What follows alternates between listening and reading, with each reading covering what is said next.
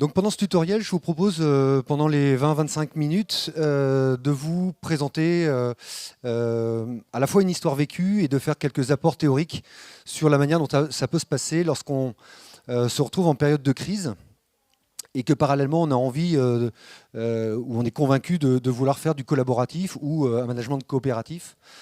Or, vous le savez peut-être, lorsqu'on est sous stress, on a tendance à plutôt reprendre le contrôle qu'à faire confiance. Donc l'idée, c'est au cours de ce tuto de regarder de quelle manière, ou y a-t-il des méthodes ou des outils pour justement arriver à garder confiance dans l'équipe, arriver à garder confiance dans l'avenir, et puis préparer demain, parce que une crise est aussi une opportunité.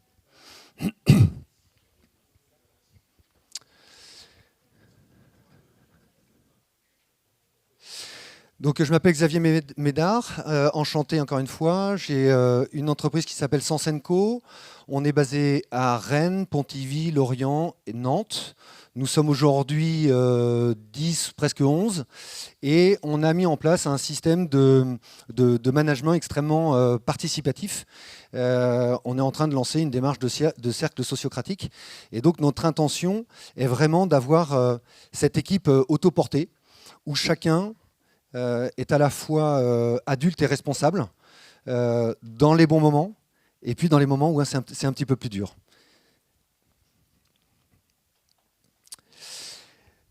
Ce que je vais vous présenter, donc, c'est 3 temps. Je suis parti du 16 mars de l'année dernière quand la ministre de l'Éducation nous a finalement interdit de poursuivre notre activité. À l'époque, nous étions 9, je crois, avec évidemment une masse salariale en conséquence, et une petite peur quand même qui nous envahit lorsqu'on se dit mais comment on va payer les salaires à la fin du mois. Donc les 3 temps qu'on a mis en œuvre pour essayer de lutter contre notre peur, nos réflexes un peu de reprendre le contrôle, je l'ai développé en 3 temps. Donc accueillir la situation, accueillir ce changement, accueillir quelque chose que peut-être qu'on n'a jamais vu. Comment garder l'implication des équipes et pas être le seul maître à bord et être le seul à prendre les décisions, parce que c'est compliqué, parce qu'on n'a pas la vérité, parce que l'intelligence elle est partout et qu'on veut vraiment s'appuyer dessus.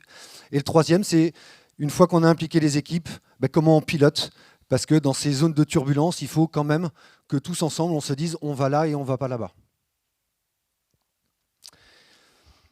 Accueillir le changement, c'est tout à la fois se dire qu'on est tous différents, mais qu'on a des points communs, parce qu'on est quand même tous humains. On est tous humains et on hérite tous finalement d'un cerveau qui a grandi au fil des millénaires, mais qui garde des vieux réflexes reptiliens, qui fait que sous stress, on va avoir différents types de réactions. Chez Sens & Co, lorsqu'un collaborateur rentre dans l'entreprise, on lui fait passer un certain nombre de tests pour comprendre comment il fonctionne naturellement. Comprendre à la fois ce qui va être différent de nous et ce qui va être complémentaire aux autres. On utilise le Prédom, que certains d'entre vous connaissent. Je vous ai mis une partie de l'équipe là au hasard. Vous voyez qu'on a à la fois des personnes qui sont plutôt cerveau droit, d'autres qui sont plutôt cerveau gauche. Pourquoi ? Parce qu'on a 2 activités majeures dans l'entreprise qui a pour objectif, qui a pour mission d'accompagner la transformation des organisations. On a des formateurs consultants qui vont être plutôt des créatifs, plutôt des empathiques, plutôt orientés naturellement sur la volonté de faire de l'intelligence collective. On a une autre partie de l'équipe qui est plutôt basée d'ingénieurs, de personnes qui ont travaillé dans les systèmes de lean management et d'amélioration continue, parce qu'on est convaincu qu'en faisant à la fois du lean management, on va arriver à un système de management qui tend vers la performance. Et si on ajoute à ça quelques pincées d'intelligence collective, alors on va pouvoir co-designer le système de management et non pas arriver avec une belle boîte à outils toute neuve et imposer les outils à l'équipe. Donc du coup, ça nous met une grande hétérogénéité dans les profils. Donc on a des cerveaux droits, des cerveaux gauches, et puis on a des gens qui vont être plutôt experts, d'autres plutôt organisés, d'autres plutôt avoir besoin d'énormément de relationnel. Le relationnel, vous le trouvez en bas à droite, donc vous voyez qu'il y a des prédominances assez fortes, et puis de la créativité en haut à gauche. Bon, Si je prends mon cas, vous voyez que j'ai un sérieux handicap, c'est que j'ai pas de cerveau gauche. Je pense que Sensenco doit être un peu ma thérapie. Donc voilà, déjà le premier point, c'est savoir qui est avec nous, qui nous accompagne. Et les modes de réaction, du coup, ne sont pas du tout les mêmes. Des personnes comme Cécile, par exemple, avaient énormément besoin d'être avec les autres, d'être tout le temps ensemble, de faire des visios tout le temps. Quelqu'un comme Yann ou Lila était beaucoup plus distant, beaucoup plus éloigné. Donc comment arriver à refaire équipe lorsqu'on vit une situation comme celle-là? Lorsqu'on est sous stress, il y a 3 phénomènes naturels. Vous pouvez imaginer des animaux préhistoriques, des reptiliens qui se cachent derrière les petits personnages. Donc le premier réflexe, c'est je pars au combat, je me bats, je baisse pas les bras. C'est une partie des gens. Une autre partie des gens vont prendre la fuite. Et puis les troisièmes, ils sont scrigés, ils savent pas, ils sont tétanisés, ils sont bloqués. Là aussi, avoir ce type de repère, c'est très léger hein, comme connaissance, mais ça permet de se dire ok, lui, il a tel type de réaction, bah finalement, c'est normal, enfin, ça lui appartient. C'est à moi à savoir conjuguer, rassurer et adapter, on le verra tout à l'heure, mon système de management pour que chacun puisse dépasser cette zone de stress.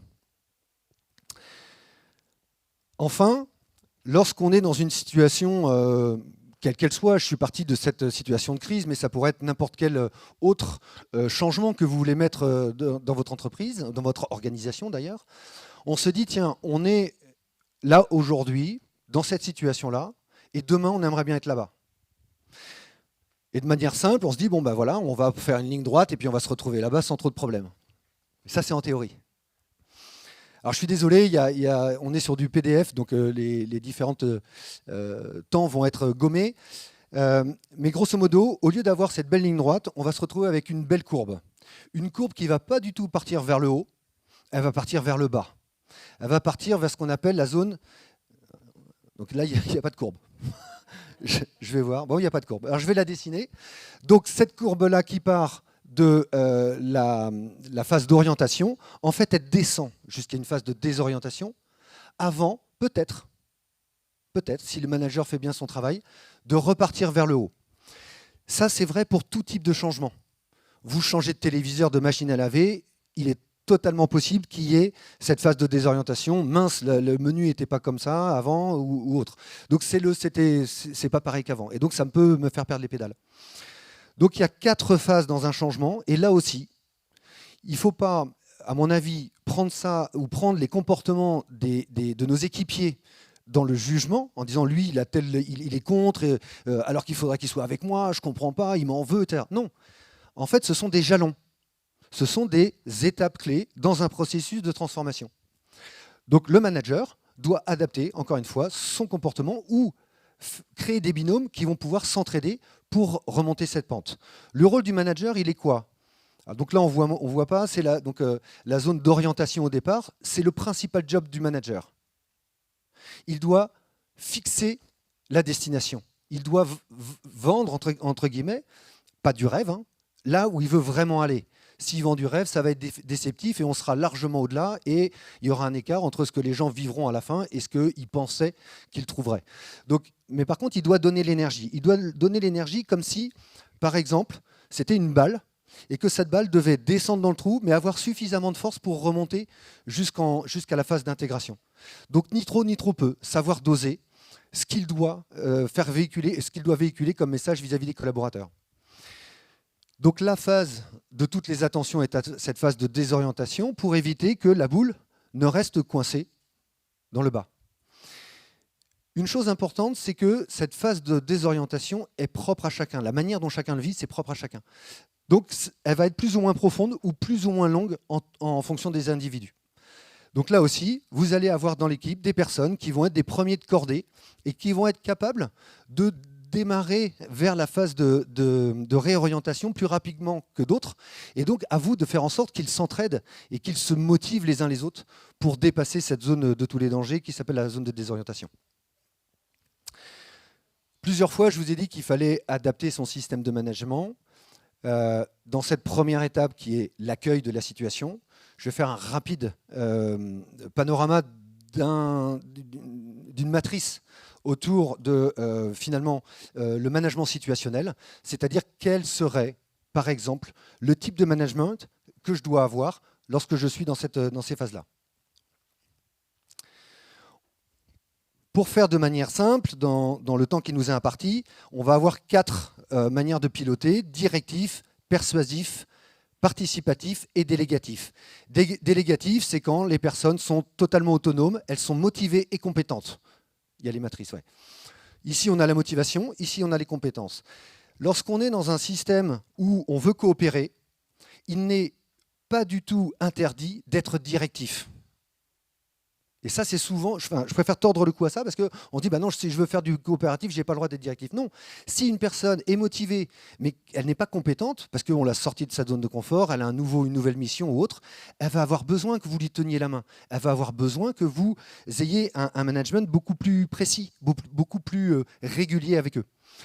Et au fur et à mesure, vous allez pouvoir adapter votre système. Donc, ça donne quoi pour avoir quelques points de repère? Directive, je structure, je jalonne, je mets du planning, je mets des échéances courtes. Lorsque je suis dans le persuasif, moi ou d'autres doivent s'encourager, doivent s'entraider, doivent se tenir les coudes finalement. Et donc là, il va être important de montrer qu'on a déjà franchi une étape et que l'étape d'après sera de telle et telle manière. On écarte un petit peu les jalons. Lorsqu'on est dans le participatif, on commence à encourager, mais on commence aussi à responsabiliser, à laisser les personnes faire des propositions. On prend en compte les idées en tant que manager, c'est-à-dire qu'on n'abandonne pas, on challenge, on questionne, peut-être qu'ils ont raison et pas nous d'ailleurs, donc on commence à se retrouver dans une vraie position d'équivalence entre les managers et le manager. Et puis dans le manager délégatif, on peut co-construire les objectifs, on peut faire beaucoup de co en fait. Si je reviens à la courbe qu'il y avait avant, et que j'essaye de manière peut-être un petit peu caricaturale, mais je voulais montrer qu'il y a des liens en fait entre les deux niveaux, ça donnerait quoi? Ça donnerait ça, avec ma belle courbe. Donc quand je suis en phase 1, ben, je vais être plutôt directif, je vais plutôt informer et dire voilà, on va là, c'est moi qui décide, ou c'est une mission que m'a donnée la direction.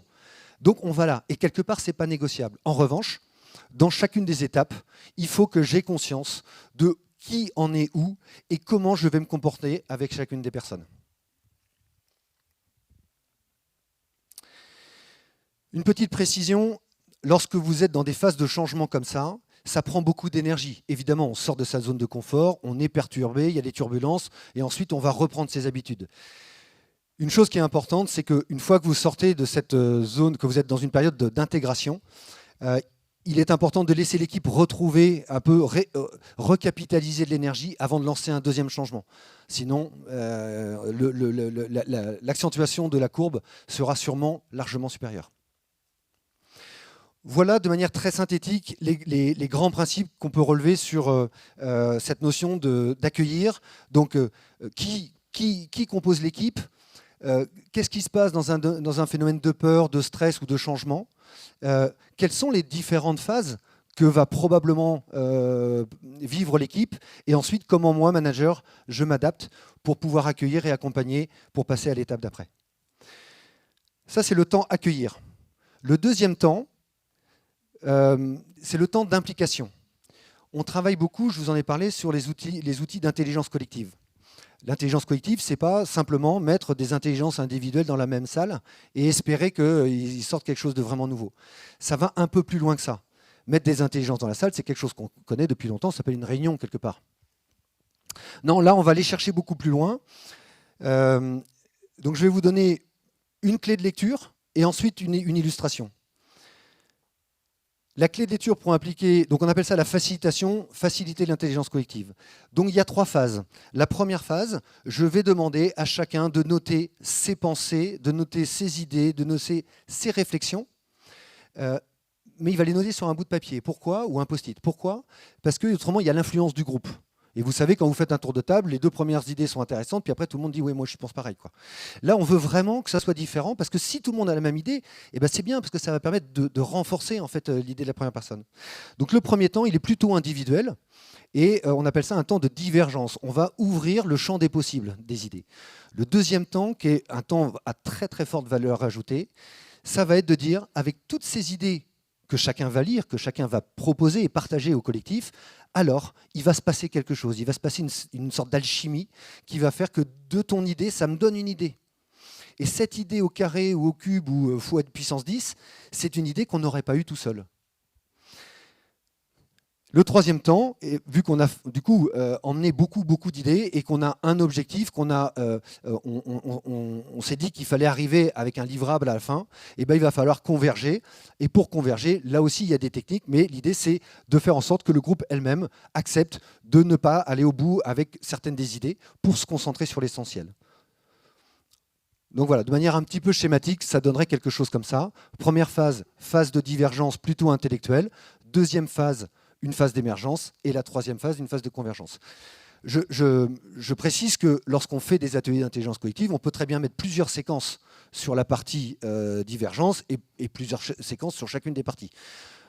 Une autre parenthèse, mais ce n'est pas une formation sur l'intelligence collective, on invite vraiment ceux qui rentrent dans cette démarche-là de prévoir aussi des parenthèses, des temps d'inclusion et de déclusion pour se dire, voilà, on va s'offrir un moment où on va être entre nous, tous focalisés sur le même sujet, et donc on va laisser un petit peu nos sujets dans le vestiaire, on les récupérera en sortant de l'atelier.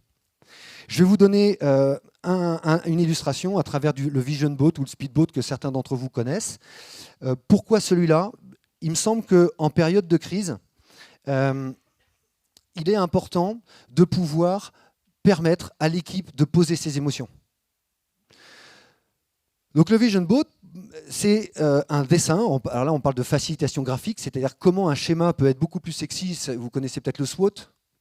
Hein, vous avez tous sauté de joie le jour où on vous a dit tiens, on va faire un SWOT. Bon, ben là, quand on le dessine, on se dit tiens, c'est un peu plus sympa déjà. Donc on reste quand même des enfants qui sont plus ou moins vieux. Hein. J'espère que vous êtes d'accord avec moi. Donc du coup, quand on a un bouquin et quand il y a une image, ben, qu'est-ce que fait notre regard ? Il se focalise sur l'image. Donc là, l'idée, c'est de faciliter tout ça grâce à l'image. Et on se dit, ce SWOT, donc force, faiblesse, menace, opportunité, rien de bien nouveau, on va le mettre en fonction d'une cible, en fonction d'un objectif.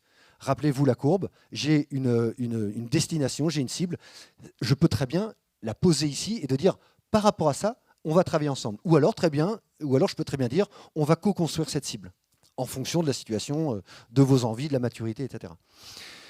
Un des points qui est important, alors ça permet à ceux qui voient la bouteille, le verre à moitié vide, d'avoir ceux qui le voient à moitié plein et dire attends, regarde, en fait, il y a vachement d'opportunités parce que peut-être qu'il va se passer ceci, nous, on pourrait faire ça, on a ça et ça. Donc là, c'est important de laisser chacun avec son mindset parler, expliquer, convaincre les autres, rassurer les autres. Et puis, on va avoir une étape ici qui me paraît extrêmement importante, c'est de dire tout le verre à moitié vide. C'est quoi nos problèmes? Qu'est-ce qui nous manque? Qu'est-ce qui fait qu'on ne va pas y arriver? Donc je reprends le schéma rapidement. Il est quelle heure?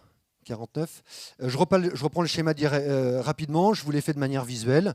J'ai mon tableau, on a donné les consignes, on fait un premier temps individuel. Je peux avoir différentes couleurs de documents, enfin de feuilles, en fonction de là où je poserai ensuite les éléments au tableau.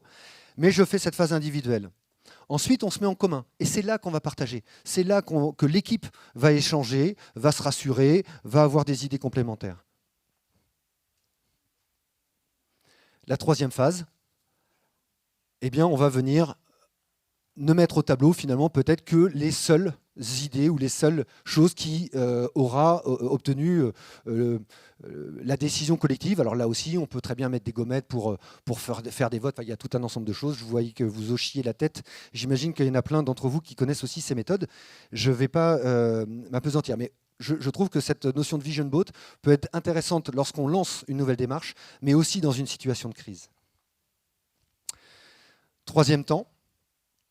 Donc, j'ai accueilli. Je garde la volonté farouche d'impliquer mes équipes pour qu'elles soient co-créatrices à la fois du projet de vie qu'on va avoir ensemble, mais aussi qu'on puisse leur permettre de lever leurs freins et de garder cette envie. Mais une fois qu'on a ces post-it sur le tableau, qu'est-ce qu'on fait? Et c'est là souvent peut-être un petit manque. Nous, ce qu'on aime bien, c'est rajouter derrière le système de pilotage coopératif.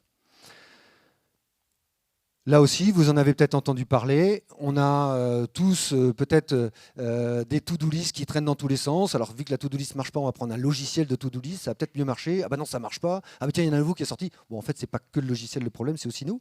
Enfin, en tout cas, moi, vous avez vu, je ne suis pas du tout de gauche, cerveau gauche. Donc là, l'idée, c'est quoi? C'est qu'on va se mettre d'accord avec l'équipe pour essayer de voir, finalement, la manière dont on va pouvoir avancer, mais le faire sous forme de processus. Le processus, c'est quoi? Ça va être les différentes étapes qui me séparent de là où j'en suis à là où je voudrais être plus tard. J'ai pris cet exemple-là, ça pourrait être sur de la communication, sur quelles sont les différentes étapes d'une newsletter, quelles sont les différentes étapes donc d'un projet ou d'un flux d'affaires. Nous, on pilote beaucoup nos flux d'affaires de cette manière-là, c'est-à-dire qu'on met dans la première étape, on va mettre, tiens, j'ai un signal faible, j'ai une entreprise qui m'a dit que ceci, cela, un client potentiel. Ensuite, la deuxième étape, c'est je vais rencontrer le client et je vais qualifier le besoin, et ainsi de suite. Vous voyez, on est vraiment sur une ligne de temps. Et ça vient un petit peu casser les différents silos en disant bah non, ça c'est le commerce, c'est pas mon problème. Moi, je suis le bureau d'études ou je suis après. Non, non. Là, on va essayer de faire de l'horizontalité et pas de la verticalité. Et finalement, ça donne quoi? Ça veut dire qu'on va prendre les post-it qu'on a fait émerger tout à l'heure et puis on va la rentrer dans nos cases. On a repris les mêmes éléments, donc définition du projet, planification, réalisation. On est bien sur les mêmes étapes. Mais par contre, on va le mettre de manière à ce qu'il puisse accueillir toutes ces choses-là. On peut très bien avoir, alors il y a différentes formes, peu importe, j'ai mis celle-là parce que ça permet de se dire, si on a beaucoup d'idées, comment est-ce qu'on arrive à mettre en place des filtres? Parce qu'on travaille malheureusement rarement à ressources infinies. Donc du coup, il faut quand même arbitrer, de se dire pourquoi on prend celui-là. Donc un filtre, ça peut être, je sais pas, une matrice urgent, important, ou enfin ce que vous voulez. Mais c'est de dire comment, finalement, au fur et à mesure, on va tamiser, en quelque sorte, les différentes actions pour les lancer dans le dispositif. Parce que l'idée, c'est qu'une fois qu'elles sont lancées, par contre, on ne revient pas en arrière. Revenir en arrière, c'est perdre du temps. Et donc, finalement, un post-it, alors il peut y avoir différentes typologies de projets, des projets RH, des projets, je sais pas, commerciaux, enfin peu importe, avec des couleurs différentes. Et donc, l'idée, c'est que le post-it aille, finalement, le plus vite possible, de la gauche à la droite. Et ça, c'est un système qui doit être fait ensemble, à distance ou idéalement en présence. En fait, c'est une très très bonne excuse pour là aussi mettre les différents silos de l'entreprise côte à côte. Et vous verrez que, en fait, en se mettant côte à côte et en regardant l'horizontalité, on va beaucoup plus générer naturellement de l'entraide que de dire ouais mais c'est la faute de machin, j'ai pas eu ceci, j'ai pas eu cela. Ce qui est aberrant parce que finalement ça c'est un bateau, si j'ai un trou dans mon bateau ici ou que j'ai un trou dans mon bateau là-bas, de toute façon on est tous dans le même bateau, donc s'il coule on coulera tous. Donc c'est vraiment de se dire on va refaire équipe sur l'ensemble des phases du processus. Dernière chose que je voulais ajouter, c'est une des clés lorsque vous mettez en place ce type d'outil, c'est de dire que comment on arrive à se mettre d'accord ensemble, sur le fait que le post-it ou le ticket peut passer d'une catégorie à l'autre. Cette phase-là, pour moi, elle est majeure parce que, si on ne le fait pas, on risque de revenir en arrière. Ah bah oui, mais j'avais oublié de demander si j'ai un budget. Ah bah tiens, j'ai pas forcément les ressources. Ah bah ceci, bah cela. La deuxième chose, c'est que dans ces phases de conditions de passage, le manager, finalement, va donner ses conditions. Si le ticket ne remplit pas les conditions de passage, alors il ne peut pas avancer. Donc ça veut dire que le manager peut devenir feignant après, il peut même ne plus assister à la réunion. Il est confiant parce qu'il a mis le système sous contrôle, d'une certaine manière, sous contrôle ou sous contrainte. Et donc l'équipe peut s'autopiloter à travers un système comme celui-là. Voilà les 3 leviers que je voulais partager avec vous. J'accueille. Et il faut que je sois conscient, il faut que, en tant que manager ou en tant que coordinateur ou pilote ou chef de projet, j'ai quand même quelques repères psychologiques en tête pour pouvoir savoir comment va se comporter l'humain et comment moi je dois m'adapter à l'humain. Le deuxième, je peux continuer à impliquer mes équipes, même si elles sont sous stress, on peut faire équipe et c'est souvent beaucoup plus puissant. Et le troisième, je transforme ça en plan d'action parce qu'on a besoin d'efficience. Il reste 4 minutes.